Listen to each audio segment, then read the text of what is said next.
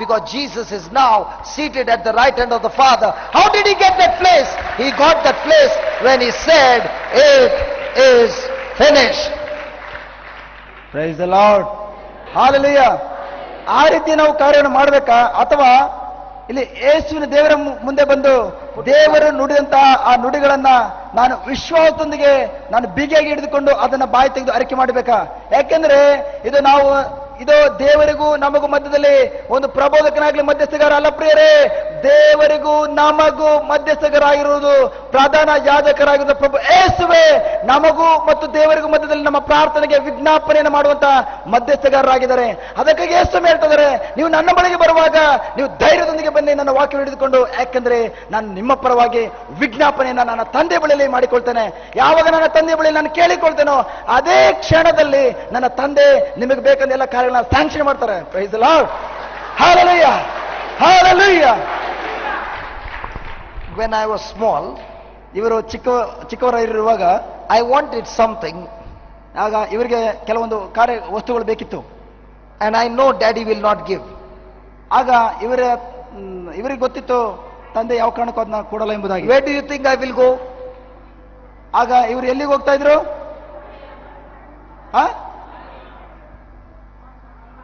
Amma. All boys know to patav their mama.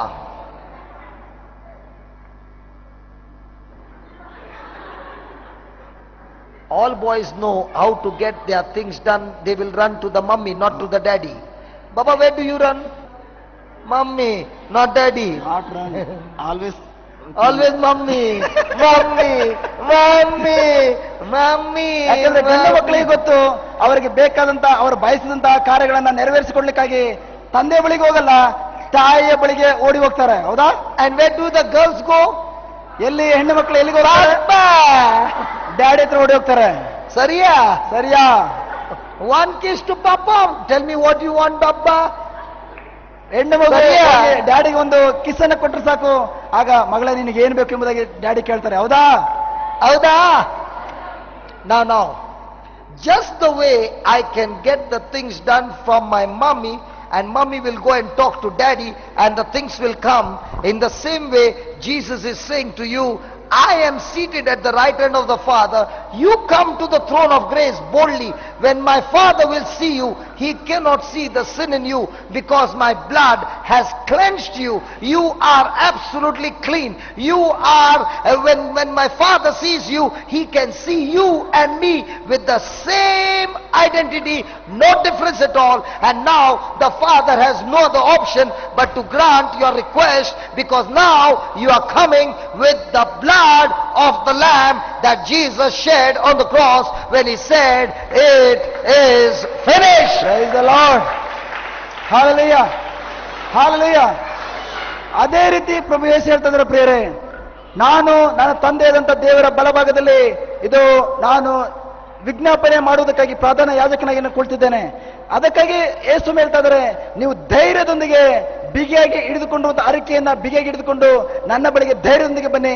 ಯಾಕೆಂದ್ರೆ ನೀವು ಧೈರ್ಯದೊಂದಿಗೆ ನನ್ನ ತಂದೆಯ ಬಳಿಗೆ ಬರುವಾಗ ನನ್ನ ತಂದೆ ಯಾವ ಕಾರಣಕ್ಕೂ ನೀವು ಹಿಂದೆ ಯಾವ ಪಾಪಗಳನ್ನು ಮಾಡಿದ್ದೀರಿ ಎಂಬುದಾಗಿ ಲೆಕ್ಕಿಸುವಂತ ತಂದೆ ಅಲ್ಲ.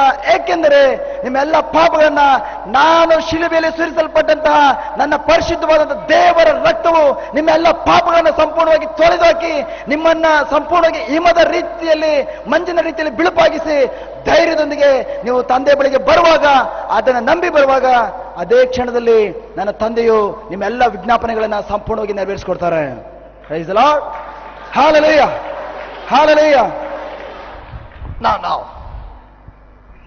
when Jesus said it is finished, the power of death was destroyed. ಯಾವಾಗ ಯೇಸು ಸ್ವಾಮಿ ಎಲ್ಲವೂ ಮುಗಿಯಿತು ಎಂಬುದಾಗಿ ಹೇಳಿದ್ರು, ಅದೇ ಕ್ಷಣದಲ್ಲಿ ಮರಣಕ್ಕೆ ಇದ್ದಂತ ಶಕ್ತಿ ಸಂಪೂರ್ಣವಾಗಿ ಸರ್ವನಾಶವಾಯಿತು. That death was the most dangerous power on this planet Earth. ಈ ಭೂಲೋಕದಲ್ಲಿ ನಾವು ನೋಡುವಾಗ ಮರಣ ಎಂಬುದು ಒಂದು ದೊಡ್ಡ ಭಯಾನಕವಾದಂತಹ ಒಂದು ಶಕ್ತಿಯಾಗಿದೆ. Because when a person dies, he passes over from one world to the next world. ಯಾಕೆಂದ್ರೆ ಯಾವ ಒಂದು ವ್ಯಕ್ತಿ ಮರಣ ಹೊಂದಿದ ತಕ್ಷಣವೇ ಒಂದು ಲೋಕದಿಂದ ಇನ್ನೊಂದು ಲೋಕಕ್ಕೆ ಪ್ರಯಾಣವನ್ನ ಕೈಗೊಂಡು ನಡೆಯುವಂತಹ ಸನ್ನಿವೇಶವಾಗಿರ್ತದೆ. In the old covenant, when people would die, then would come the judgment, and because of sin, death would open the door for the punishment, and that punishment was eternal damnation. ಹಳೆ ಒಡಂಬಡಿಕೆಯಲ್ಲಿ ನಾವು ನೋಡ್ತೇವೆ ಪ್ರಿಯರೇ, ಯಾವ ವ್ಯಕ್ತಿ ಅಲ್ಲಿ ಮರಣವನ್ನು ಅಪ್ತಾನೋ ಅದೇ ಕ್ಷಣದಲ್ಲಿ ಮತ್ತೊಂದು ಜಾಗಕ್ಕೆ ಅವನು ಹೋಗ್ತಾ ಇದ್ದ, ಅಲ್ಲಿ ತೀರ್ಪು ಕೊಡುವಂತ ಜಾಗ.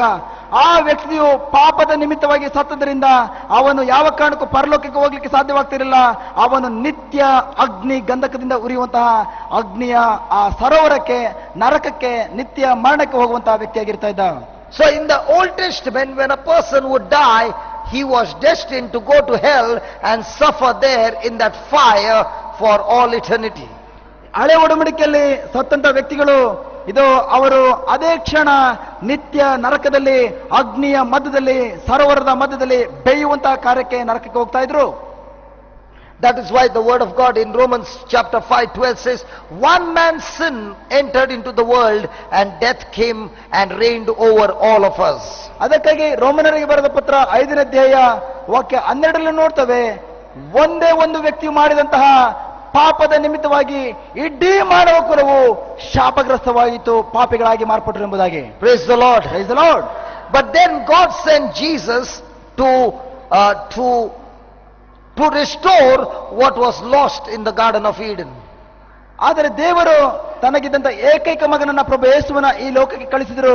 ಏಕೆಂದ್ರೆ ಏದೇನ್ ತೋಟದಲ್ಲಿ ಆದ ಮತ್ತು ಅವಳು ಏನನ್ನ ನಷ್ಟಪಡಿಸಿಕೊಂಡಿದ್ರು ಅದನ್ನ ಪುನಃ ನೆಲೆಗೊಳಿಸುವುದಕ್ಕಾಗಿ. Just put Romans 5:15. It's going to be interesting now. ಈಗ ರೋಮನರಿಗೆ ಬರೆದ The ಪತ್ರ, truth will set us free. ಈಗ ರೋಮನರಿಗೆ ಬರೆದ ಪತ್ರ 5ನೇ ಅಧ್ಯಾಯ ವಾಕ್ಯ 15ಕ್ಕೆ ಹೋಗೋಣ ಪ್ರಿಯರೇ. ಯಾಕಂದ್ರೆ ಅಲ್ಲಿ ತಿಳಿಸಿಕೊಡುವಂತ ಸತ್ಯ ನಮಗೆ ಇಂದು ಸಂಪೂರ್ಣವಾಗಿ ಬಿಡುಗಡೆ ಕೊಡುವಂತದ್ದಾಗಿದೆ. How many of you believe one sin, just one sin destroyed the whole humankind? ಈಗ ನಿಮ್ಮಲ್ಲಿ ಎಷ್ಟು ಜನ ನಂಬ್ತೀರಿ ಒಂದೇ ಒಂದು ಮನುಷ್ಯನ ಆ ಪಾಪದ ನಿಮಿತ್ತವಾಗಿ, ಆದಮನ ಪಾಪದ ನಿಮಿತ್ತವಾಗಿ ಇಡೀ ಮಾನವ ಕುಲವು ಶಾಪಗ್ರಸ್ತವಾಯಿತು ಎಂಬುದಾಗಿ ಎಷ್ಟು ಜನ ನಂಬ್ತೀರಿ? Sariya? ಹೌದಾ? Because of one sin came sickness. ಇದು ಅಲ್ಲಿ ಅವನು ಮಾಡಿದ ಪಾಪದ ನಿಮಿತ್ತವಾಗಿ ಅಲ್ಲಿ ಅನಾರೋಗ್ಯ ಪ್ರಾರಂಭವಾಯಿತು. Because of one sin came curse. ಇದು ಆ ಒಂದೇ ಒಂದು ಪಾಪ ಶಾಪವನ್ನು ತಂದಿತು.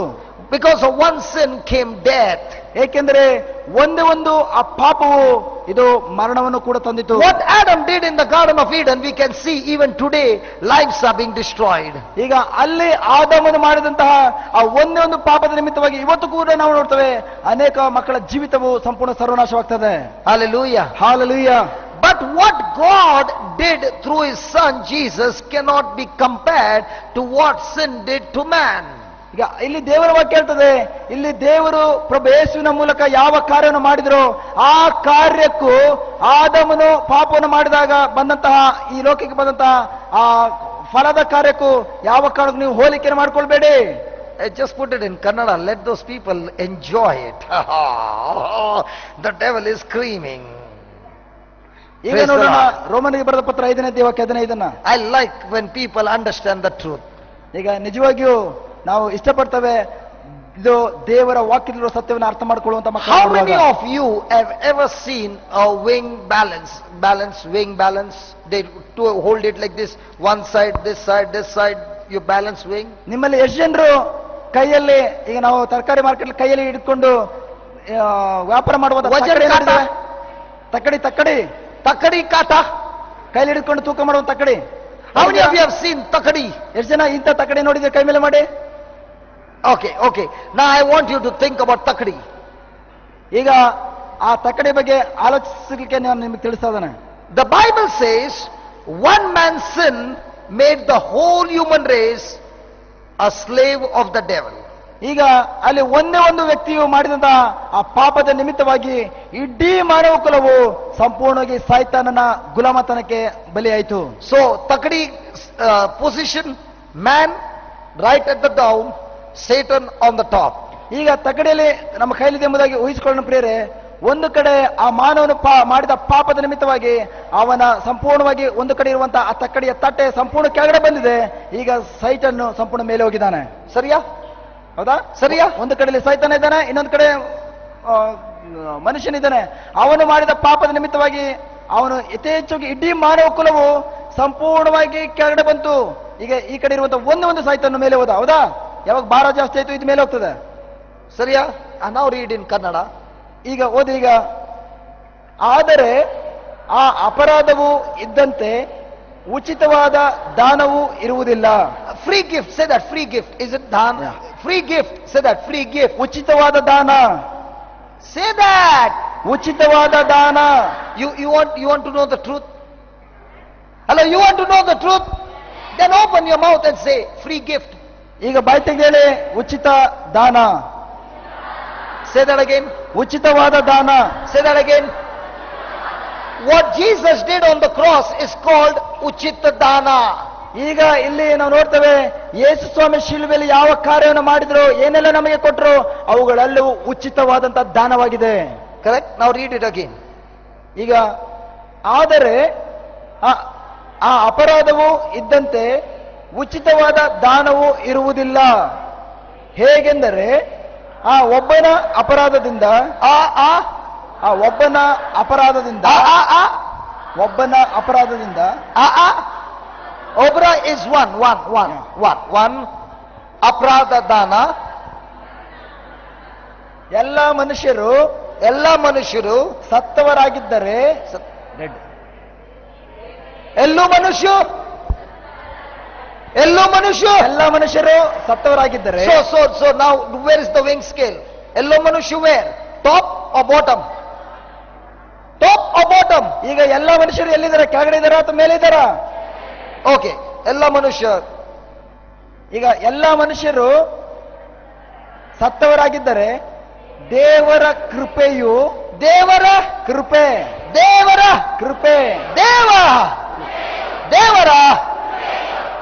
ಕೃಪೆಯು ಯೇಸು ಕ್ರಿಸ್ತರೆಂಬ ಯೇಸು ಕ್ರಿಸ್ತ ಈ ಒಬ್ಬ ಮನುಷ್ಯನ ಒನ್ ಪರ್ಸನ್ ಕೃಪೆಯಿಂದಾದ ದಾನವು ಅನೇಕರಿಗೆ ಎಲ್ಲರಿಗೂ ಎಲ್ಲರೂ. No. In English I will translate so that you understand. Listen, watch this. For not as the offense, so also is the free gift. For if through the offense of one many were dead, much more the grace of God. Say that, much more the grace of God. Translate that. ಅದಕ್ಕಿಂತಲೂ ಯಥೇಚ್ಛವಾದಂತಹ ದೇವರ ಕೃಪೆಯೂ ಇದೆ. ಈ ಒಬ್ಬ ಮನುಷ್ಯನ ಕೃಪೆಯಿಂದಾದ ದಾನವು ಅನೇಕರಿಗೆ ಹೆಚ್ಚಾಗಿ ಹೇರಳವಾಗಿ ದೊರೆಯುವುದು ನಿಶ್ಚಯ. Praise the Lord. Praise the Lord. Praise the Lord. Praise the Lord. All of you are reading but you did not understand. ಈಗ ಎಲ್ಲರೂ ಓದಿದ್ದೀರಿ, ಆದ್ರೆ ನಿಮಗೆ ಅರ್ಥ ಆಗಿಲ್ಲ. Okay, I'll make you understand. ಈಗ ನಮಗೆ ಅರ್ಥವಾಗುವಂತ ರೀತಿಯಲ್ಲಿ ತಿಳಿಸ್ತೇನೆ. What is the meaning of the word grace? ಈಗ ಕೃಪೆ ಅಂದ್ರೆ ಅರ್ಥ ಏನು? ಕೃಪೆ ಅಂದ್ರೆ grace. What is grace?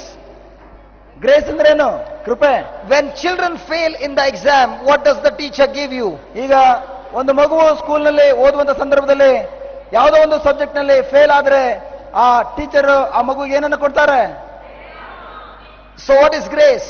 Grace is when you do not qualify, God gives you something that He got to qualify you.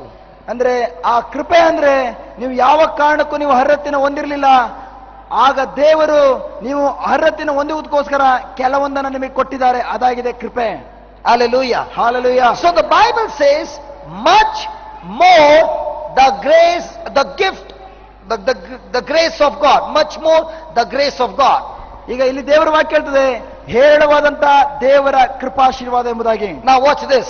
This is the weighing scale. ಈಗ ಇದು ತೂಕ ಮಾಡುವಂತ ತಕ್ಕಡಿಯಾಗಿದೆ. Man is right down at the bottom. ಈಗ ಸಂಪೂರ್ಣವಾಗಿ ಒಂದು ತಕ್ಕಡಿಯಲ್ಲಿರುವಂತ ಮಾನವನ